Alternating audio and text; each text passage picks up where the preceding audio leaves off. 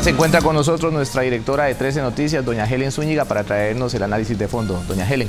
Gracias, Alexander. Muy buenas tardes a todos los televidentes de 13 Noticias.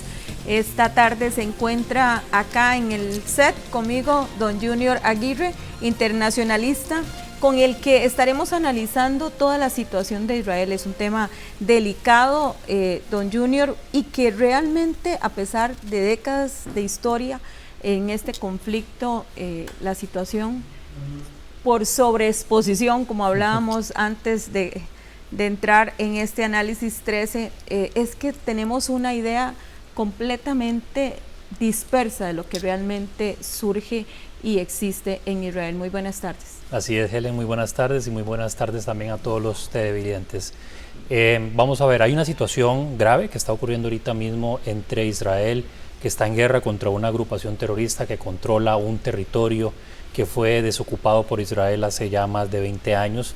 Y efectivamente, no podemos minimizar la situación hasta cierto punto que está ocurriendo en la Franja de Gaza, pero no podemos tampoco hacernos de la vista gorda e ignorar, que en muchas ocasiones lo que vemos en las pantallas y en la televisión no es la realidad, sino más bien se trata de diferentes elementos que se conjugan para hacer creer a quienes ven esa información que lo que está ocurriendo ahí es real. Vimos el pasado 25 de julio portadas en el New York Times, en El País, inclusive en un periódico nacional, de un niño que aparentemente se estaba muriendo de hambre.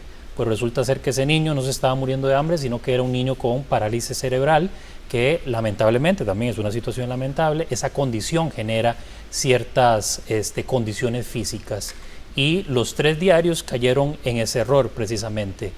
Vamos a buscar las portadas de los siguientes días y lo que hay son pequeños reconocimientos de mea culpa que hicieron, pero no salen en grandes portadas, y la idea ya se impregna en la cabeza de las personas que por supuesto consumen esa información. Don Junior, una de las problemáticas precisamente de estos conflictos, no solo el de Israel y la Franja de Gaza, que es, como decíamos, extremadamente delicado y que ha generado gran debate internacional, es precisamente esa tergiversación de la información, esa manipulación. ¿Con qué fin podríamos estar hablando que se manipula esta información cuando en realidad, si bien es cierto, aún sea una muerte que se dé, es algo muy lamentable? Es un conflicto de guerra que viene por décadas, como usted bien lo decía, y que podríamos estar hablando, según los datos que dan, son alrededor de unos 54.000 a 60.000 muertos que ha dejado este conflicto, pero que si bien es cierto, si lo comparamos con otros conflictos, pues no ha generado el gran impacto en pérdidas humanas, que, como le digo, aún siendo una, es muy importante y delicado. Pero ¿a qué se debe esta manipulación de la información? Claro, hay varios elementos, y antes de mencionarlos me gustaría decir y recalcar algo que usted muy bien menciona.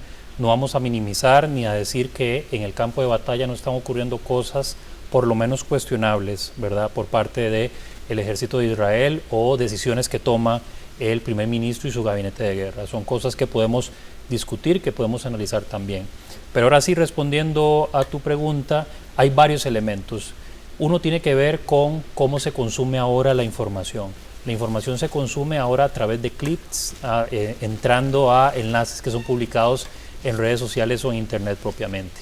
Y de un tiempo para acá, estos grandes conglomerados del periodismo internacional se han dado cuenta que aquello que ocurre en Israel genera muchos clics y muchos views. Entonces, aquello que un país compuesto por personas que en un momento determinado fueron perseguidas durante la Segunda Guerra Mundial y sufrieron aquella gran masacre, de pronto se les acusa de estar cometiendo esos supuestos mismos crímenes contra otra población. Eso va a generar el deseo, ¿verdad?, o el morbo de las personas para entrar. Entonces ahí tenemos un primer elemento. El segundo elemento es que el mundo árabe cuenta con un canal de información que no tiene Israel y que no tiene ningún otro grupo étnico y religioso alrededor del mundo, ¿verdad?, que es Al Jazeera. Al Jazeera se ha encargado a lo largo de, básicamente desde que se creó, a difamar el Estado de Israel. Y esto tiene una razón de ser específica. Los estados árabes, ahora ya no tanto, pero en un momento determinado estaban en guerra con Israel, ¿verdad? Y parte de la guerra no solo es el campo de batalla, sino la guerra mediática. Churchill decía algo muy interesante, habló de Winston Churchill durante el contexto de la Segunda Guerra Mundial, decía que la verdad es tan valiosa en un proceso de guerra que hay que ocultarla con un manto de mentiras. Entonces, en todos estos procesos, el ideal precisamente ha estado con la difamación, la tergiversación y las mentiras en contra del Estado de Israel. Y como tercer punto voy a mencionar que en la carta fundacional de Hamas, que cualquiera puede consultarla en internet porque está en línea, dice abiertamente que el deseo de Hamas es exterminar al pueblo judío, al Estado de Israel. Entonces estos tres elementos se conjugan y a partir de ahí es que tenemos informaciones que incluso son publicadas, como las que los televidentes quizá pueden estar viendo en su pantalla o han visto en otros lugares, de los mismos terroristas que utilizan la ayuda humanitaria, que es lo que estamos viendo a continuación. Estamos viendo eso, Junior. Toman la ayuda humanitaria, se la llevan a los túneles donde tienen 50 personas todavía secuestrados y son ellos los que consumen. Ahí no hay una situación de hambre. Esto que está en pantalla, yo no veo una situación de hambre. Los mismos terroristas le roban la ayuda humanitaria a aquellos que dicen defender, que es el mismo pueblo palestino afincado en este contexto en la Franja de Gaza. O sea, a sus mismos hermanos, como podemos decirlo. Esta otra imagen, un camión secuestrado, literal, tomado por terroristas de Hamas, que le dispara a la población civil que quiere acceder a ayuda humanitaria. Y esto no lo vamos a ver en ningún medio. No lo vamos a ver en ningún medio. Lo estamos viendo en 13 Noticias. Gracias a Dios. Don Junior, precisamente eso, o sea, en todo este contexto que está sufriendo Israel y que viene pues de décadas,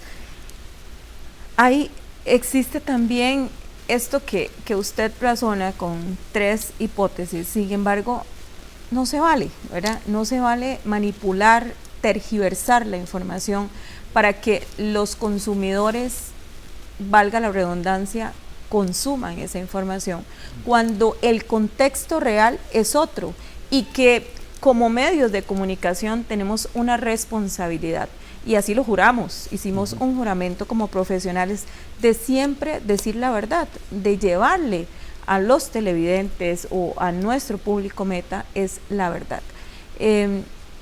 Como usted bien lo decía y en las tomas que veíamos acá en 13 Noticias, en este análisis 13, es precisamente otro contexto, otra realidad, que si los medios no las publicamos, estamos coayudando a que se siga fomentando esa mala imagen de la situación real de Israel, que no ocurre así.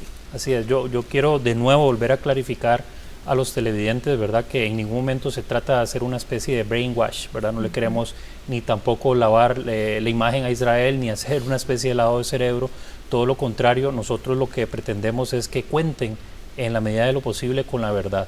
Y esta verdad palidece lamentablemente cuando tenemos, mencionaba usted ahora al principio, algo que habíamos hablado hace un momento, el tema de la sobreexposición que tiene los conflictos que tiene Israel, ya sea con Palestina o con los países vecinos, ¿verdad? Si hiciéramos un conteo, ¿verdad?, hablando de números puros y duros, ¿verdad?, que es un poco complejo, pero la realidad es esa, y los vamos a comparar con otros conflictos que están abiertos o que están, digamos, cerrados o que están en procesos de armisticio, etcétera, etcétera, en Siria, en Yemen, en Eritrea, en todo lado, en todas partes del mundo. Las cifras palidecen. En Yemen, por ejemplo, la Organización de las Naciones Unidas decretó en grado 5 el tema del hambre, es decir, es el grado más alto en la que las Naciones Unidas tasa la problemática del hambre en la población. Ahorita, en este momento, las Naciones Unidas simplemente se han limitado a decir que hay una situación complicada que puede en cierta medida repercutir para darse esa evolución que va del grado 1 al grado 5. En Israel, en Palestina, en la Franja de Gaza, ni siquiera hay una declaratoria. En Yemen tenemos en grado 5, ¿verdad? Y lamentablemente eso no lo vemos en los medios de comunicación, ¿verdad? Entonces, al ocurrir esta sobreexposición del conflicto, a nosotros parece que ahí diariamente mueren 100.000 personas y que desde 1945 hasta la fecha han muerto más de 20 millones de personas y la cifra no llega, que igual es una tragedia, claro, ¿verdad?, a 200.000 personas, 250.000 personas de un lado y de otro lado de la frontera. Mientras que ese número ese número es superado por la guerra en Siria, que aconteció desde el 2013 hasta la fecha. Y que no ha terminado. Y que no ha terminado, lleva 350.000 muertos, ¿verdad?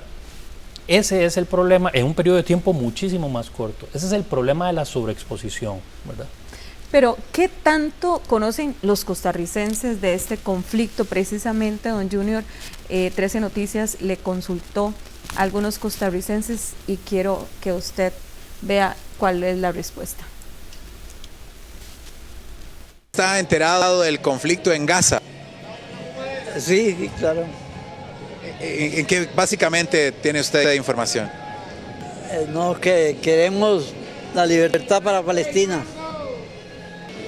Es una situación bastante difícil, donde no se puede poner como de un lado o del otro a favor de Israel o de Gaza, porque los que están sufriendo ahorita son niños, mujeres, personas inocentes en realidad. Y más allá de la discusión sobre la tierra, es un conflicto político en el que no debería verse afectado los inocentes en realidad que están sufriendo actualmente. ¿Enterados del conflicto en Gaza? Uy. Sí, a ver. Uy, nos estamos metiendo aquí en camisa de 11 varas. Sí. ¿Qué opinión les merece? Hombre, pues que fatal, claro. Pero no te fría comprando eso. ¿Qué posición tienen en relación con esto? Hombre, estamos completamente en contra, ¿no? Sí. Diría yo. Sí, al final se está haciendo una barbarie allí. ¿no? Sí. Lo que pasa es que yo tampoco estoy muy enterada, pero sí. O sea, a mí lo que me llega es que, bueno, que está matando muchísima gente a mansalva, ¿no? Sí. Algo muy, muy lamentable, en verdad. Tanta guerra, que no esté en paz así como Costa Rica, ¿verdad? No es que estemos tan en paz, ¿verdad? Pero, o sea, que no, la guerra, demasiado triste, en verdad. Don Junior, vemos que los costarricenses lo que ven es eso, lo que precisamente le dan los medios de comunicación, totalmente tergiversada la información. Así es, y la verdad que yo no responsabilizo ni culpo a las personas, porque lamentablemente es la sobreexposición del conflicto, la tergiversación y en muchas ocasiones las mentiras, como he mencionado anteriormente, hacen que se forme una opinión específica, ¿verdad? Entonces, sí me gustó mucho la opinión de la segunda entrevistada, ¿verdad? Fue una opinión un poco más balanceada, ¿verdad? Que no dijo ni estoy aquí ni estoy allá, simplemente que pare la guerra y que las personas que están sufriendo, no importa de dónde sean, pues dejen de sufrir. Pero básicamente las personas que se informan a través de distintos medios de comunicación, en redes sociales, en noticieros, en el periódico, en un podcast, en lo que sea, están expuestos 100% a una historia que no está bien contada. Don Junior, vamos a ir a una pausa comercial, invitar a los amigos televidentes que se queden con nosotros, porque después de este corte comercial venimos a analizar un poco esa situación de Israel y Gaza, pero en el contexto de Costa Rica.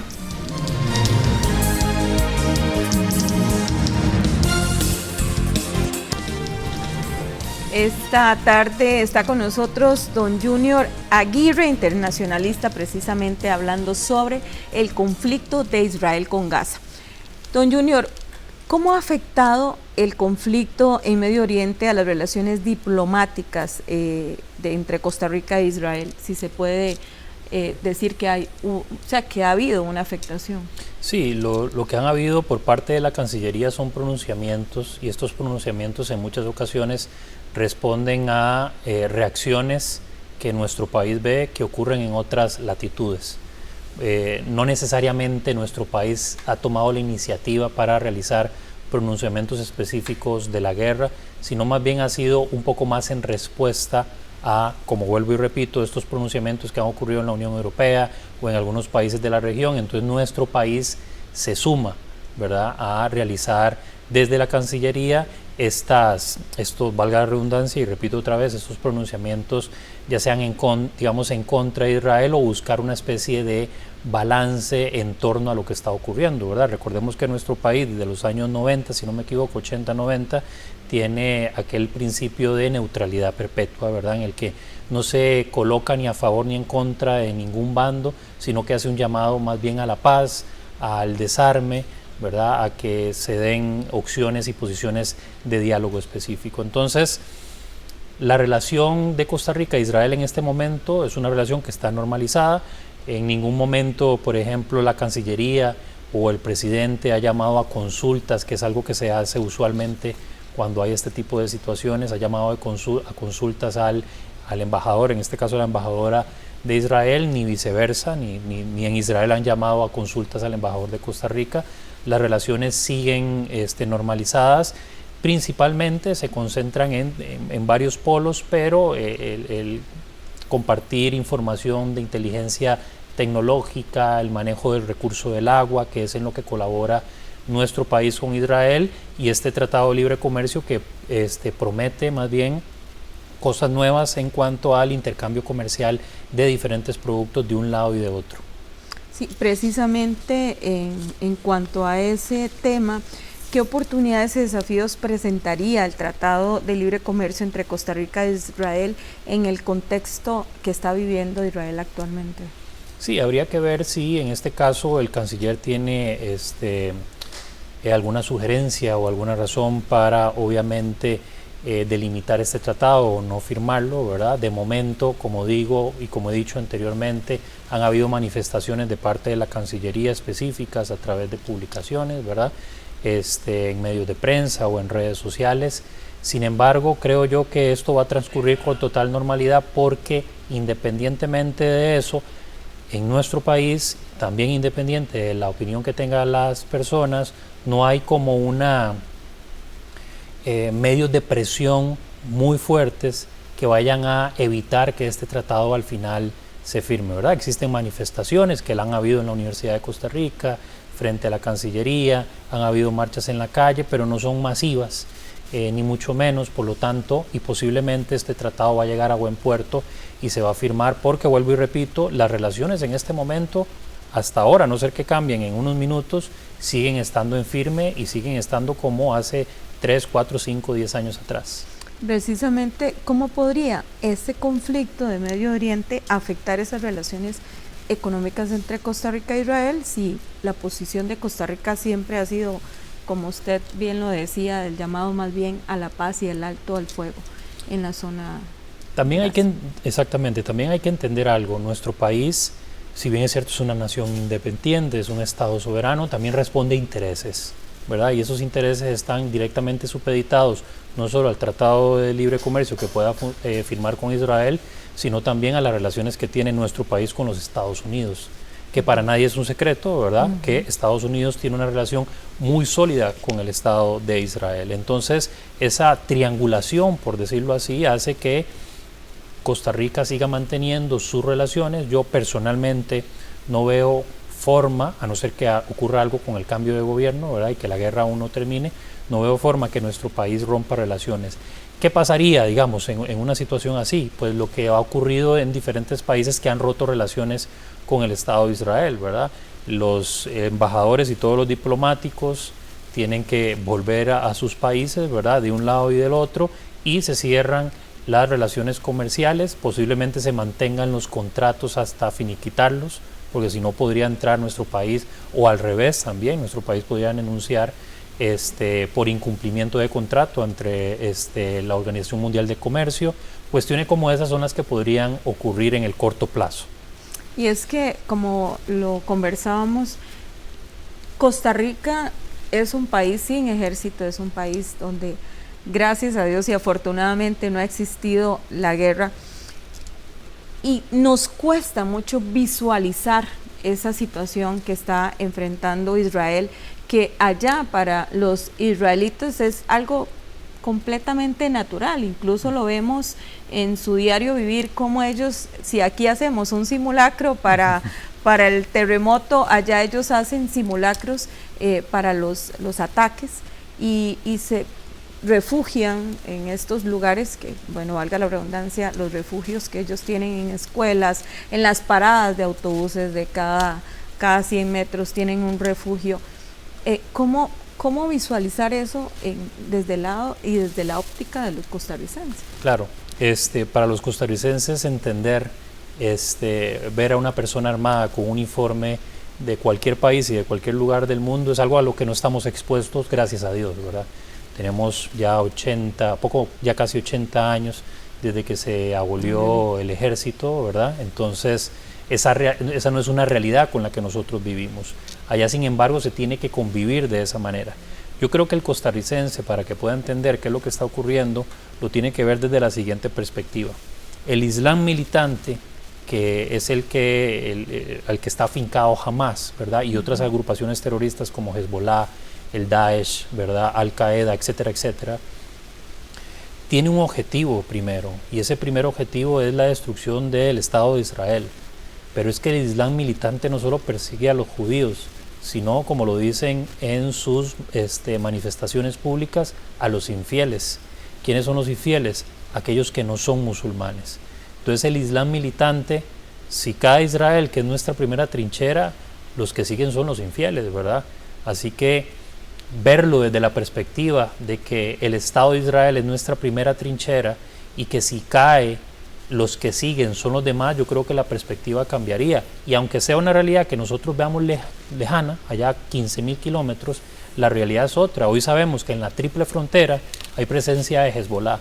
En la frontera de Panamá y Costa Rica hay presencia, de Panamá y Colombia hay presencia de Hezbollah también. Entonces, Hezbollah como organización terrorista de Islam militante también entiende el mundo de esa manera. Primero los judíos y después los infieles. Entonces yo creo que si vemos desde esa perspectiva y esa óptica la percepción de cómo en Costa Rica se puede entender un conflicto que es un conflicto por la destrucción nada más, ¿verdad? El Islam militante, destruir todo aquello que no sea y que no pertenezca al Islam, creo que puede cambiar la forma en la que entendemos los conflictos en el Medio Oriente. Don Junior, agradecerle por habernos acompañado esta tarde en 13 Noticias. Vamos a ir a una pausa comercial, pero regresamos con más de 13 Noticias.